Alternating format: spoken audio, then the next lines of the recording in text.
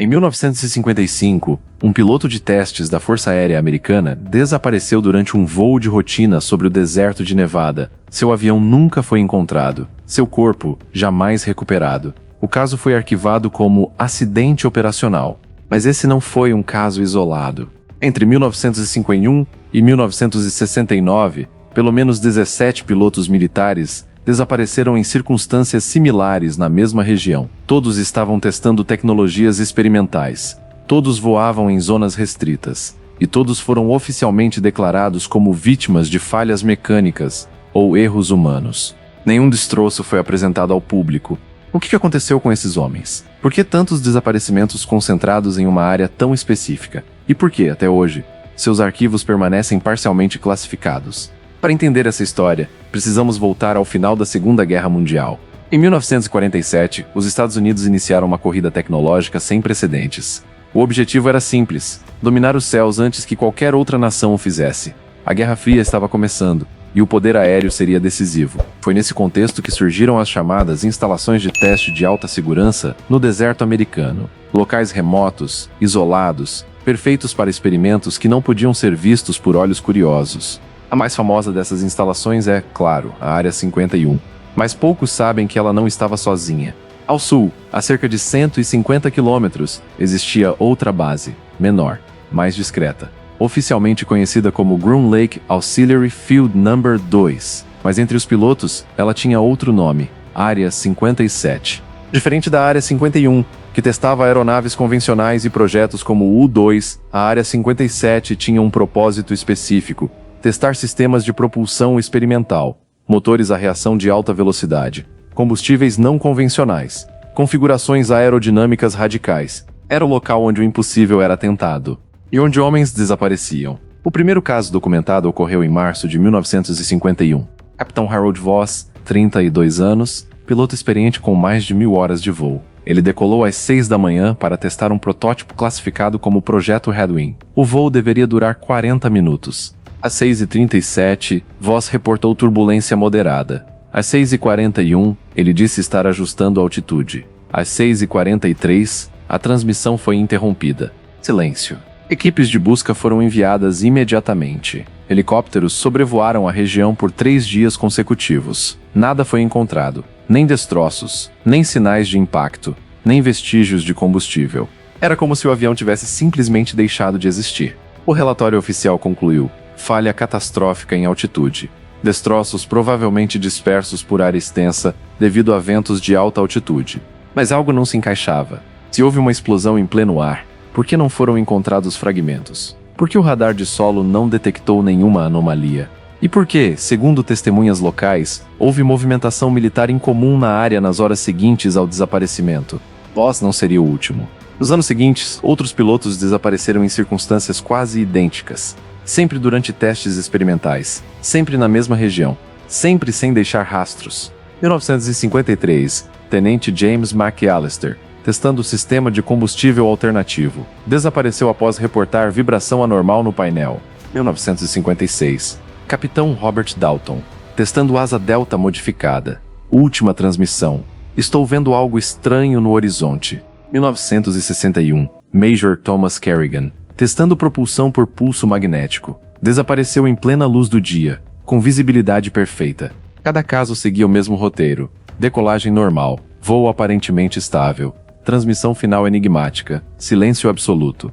E em todos os casos, nenhum destroço. A Força Aérea sempre manteve a mesma posição: acidentes operacionais inevitáveis durante testes de alta periculosidade. Segundo os relatórios, os pilotos estavam testando tecnologias no limite da física conhecida. Motores experimentais eram instáveis. Combustíveis alternativos podiam detonar sem aviso. Estruturas aerodinâmicas radicais falhavam sob pressão extrema.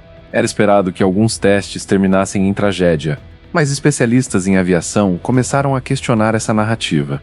Por que tantos desaparecimentos sem destroços? Por que nenhum sinal de explosão detectado por radar? E por que, em vários casos, as caixas pretas nunca foram recuperadas, mesmo quando os voos ocorriam em áreas relativamente próximas da base?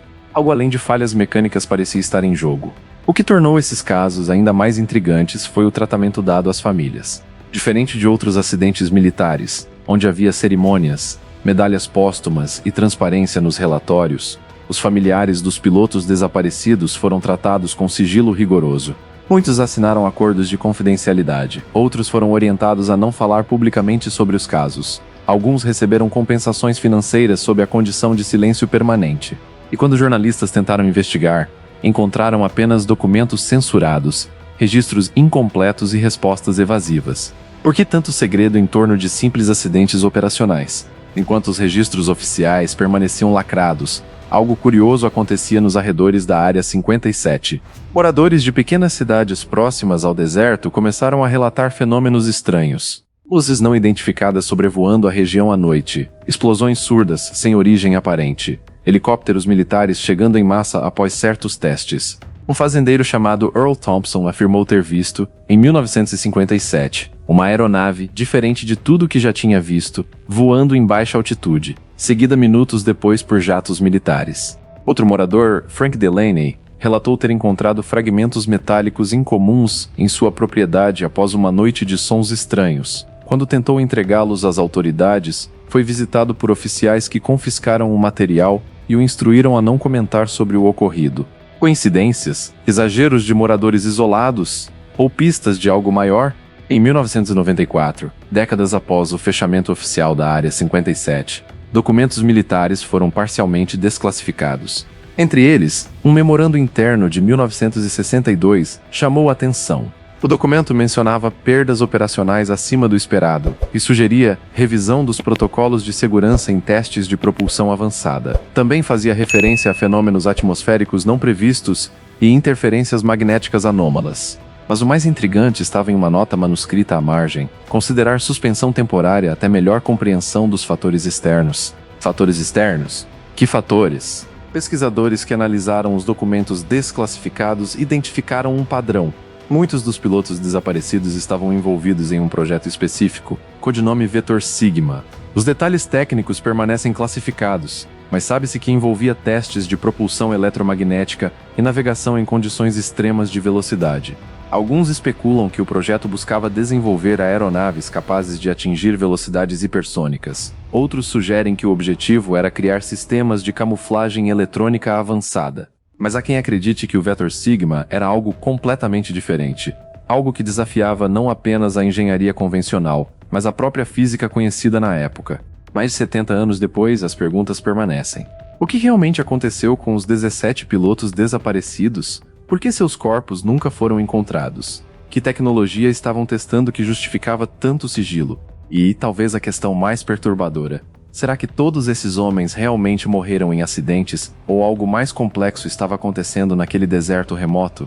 Se você achou essa história intrigante, deixe seu like e se inscreva no canal.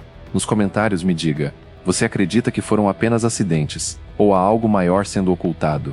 O que documentos mais recentes revelam-nos força a reconsiderar tudo o que achávamos saber sobre aqueles desaparecimentos. Em 2003, um ex-engenheiro da Força Aérea chamado Dr. Milton Vance quebrou décadas de silêncio. Já aposentado e sem vínculos contratuais ativos, ele decidiu falar publicamente sobre o que realmente acontecia na Área 57. Segundo Vance, os testes conduzidos ali não eram apenas experimentais, eram extremamente perigosos, e a liderança militar sabia disso. Estávamos empurrando limites que a ciência da época mal compreendia, ele revelou em entrevista. Não eram apenas aviões. Eram plataformas de teste para conceitos que pareciam ficção científica. O projeto Vetor Sigma, mencionado nos documentos vazados, tinha um objetivo muito específico. Na década de 1950, engenheiros militares estavam obcecados com uma ideia: criar aeronaves que pudessem voar além das limitações impostas pela aerodinâmica convencional. Eles queriam velocidade extrema, manobrabilidade impossível e, eventualmente, a capacidade de operar fora da atmosfera terrestre. Para isso, experimentaram com propulsão eletromagnética. A teoria era simples, mas a execução, catastrófica. Motores eletromagnéticos geravam campos magnéticos intensos ao redor da aeronave. Esses campos podiam, teoricamente, reduzir o arrasto aerodinâmico e permitir acelerações impossíveis com motores convencionais. Mas havia um problema. Campos magnéticos dessa intensidade interferiam com os sistemas de navegação, desestabilizavam circuitos eletrônicos e, em alguns casos, afetavam diretamente os instrumentos dos pilotos. Bússolas giravam sem controle, Altímetros forneciam leituras erráticas, rádios emitiam apenas estática. Em altitude elevada, com visibilidade reduzida, isso significava desorientação total. Dr. Vance explicou que vários dos desaparecimentos foram causados por um fenômeno que ele chamou de desorientação magnética induzida. Quando os motores experimentais eram ativados em potência máxima, os pilotos perdiam referências espaciais. Sem instrumentos funcionais, sem visão clara do horizonte, eles entravam em parafusos descontrolados ou mergulhos fatais. Em muitos casos, a aeronave colidia com o solo em alta velocidade, literalmente desintegrando-se no impacto. Destroços de metal atingindo o deserto a velocidades supersônicas não deixavam grandes fragmentos. Apenas pequenos pedaços dispersos por quilômetros, muitos enterrados pela força do impacto. Foi isso que aconteceu com Harold Voss. Segundo Vance, análises posteriores sugeriram que Voss perdeu o controle após ativação do sistema eletromagnético. Ele caiu em espiral invertida, atingindo o solo a mais de 1.200 km por hora. O impacto vaporizou grande parte da estrutura. Mas se a explicação era técnica, por que tanto segredo? A resposta está na corrida armamentista. Os Estados Unidos não queriam que a União Soviética soubesse que estavam desenvolvendo propulsão eletromagnética. Mais importante ainda, não queriam admitir publicamente que a tecnologia estava falhando de forma catastrófica. Revelar os acidentes significaria expor fraquezas. Significaria admitir que experimentos arriscados estavam custando vidas sem resultados concretos. Então a estratégia foi simples: classificar tudo, minimizar detalhes e tratar cada caso como acidente operacional padrão. As famílias foram silenciadas não por conspiração sinistra, mas por necessidade estratégica. Era a lógica brutal da Guerra Fria. Mas havia outro fator agravante. O deserto de Nevada, especialmente a região da Área 57, apresenta condições atmosféricas peculiares, inversões térmicas, ventos de alta altitude imprevisíveis e interferências ionosféricas naturais. Quando combinados com campos eletromagnéticos artificiais, esses fenômenos criavam situações onde radares falhavam, comunicações eram cortadas e até bússolas magnéticas terrestres eram afetadas. Isso explica por que, em vários casos, equipes de resgate não conseguiram localizar destroços mesmo com buscas extensas. Não porque os destroços não existissem, mas porque estavam dispersos em áreas muito maiores do que o previsto, enterrados ou simplesmente invisíveis sob a areia do deserto. As histórias dos moradores locais também encontraram explicação. As luzes estranhas eram, em grande parte, testes noturnos de propulsão experimental. Motores eletromagnéticos emitiam brilhos intensos visíveis a quilômetros de distância. As explosões surdas correspondiam a testes de detonação controlada, usados para simular condições extremas de pressão nas estruturas das aeronaves. E a movimentação militar intensa? Equipes de recuperação tentando localizar destroços antes que civis os encontrassem.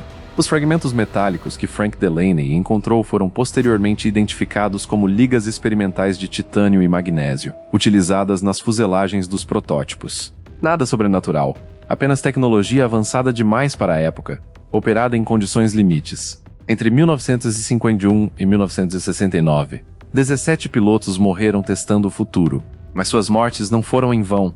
Os dados coletados durante esses testes, mesmo os que terminaram em tragédia, foram fundamentais para o desenvolvimento de tecnologias que hoje consideramos comuns. Sistemas de navegação inercial que não dependem de bússolas magnéticas. Blindagem eletromagnética para proteger circuitos sensíveis. Protocolos de segurança para testes em alta velocidade.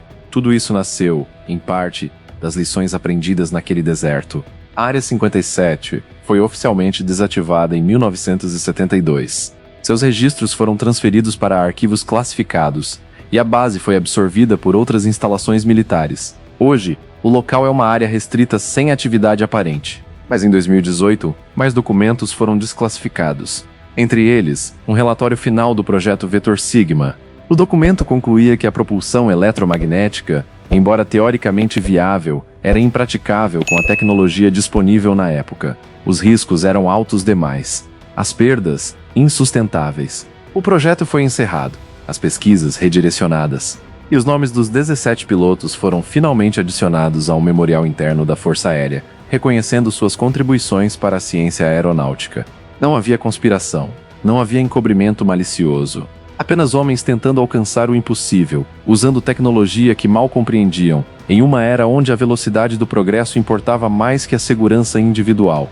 Eles eram pioneiros, E como todos os pioneiros, pagaram o preço da descoberta. Hoje, quando olhamos para o céu e vemos jatos supersônicos, satélites em órbita e aeronaves hipersônicas, devemos lembrar: alguém testou isso primeiro. Alguém arriscou tudo para transformar teoria em realidade. E alguns nunca voltaram. Se essa história fez você refletir sobre o preço da inovação, deixe seu like e se inscreva no canal. Nos comentários, compartilhe: você conhecia essa parte oculta da história da aviação militar? E se quiser mais mistérios revelados com pesquisa séria e narrativa envolvente, ative o sino de notificações. Até a próxima investigação.